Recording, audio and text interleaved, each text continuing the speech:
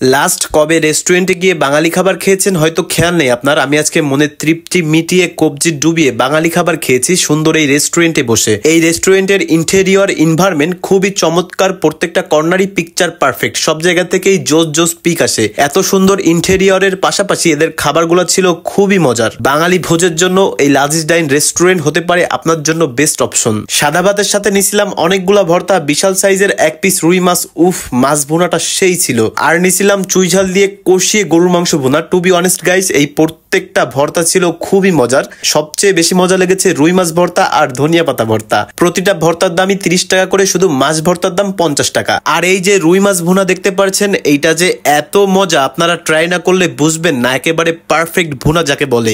এত বড় সাইজের এক পিস রুই মাছের প্রাইস নিছিল 250 টাকা। এরপর ট্রাই করলাম গরুর মাংস ভুনা। এই যে গরুর মাংস ভুনা, মাংসের সাইজটাও বেশ বড় সাইজ, 190 টাকা হিসেবে পারফেক্ট সাইজ।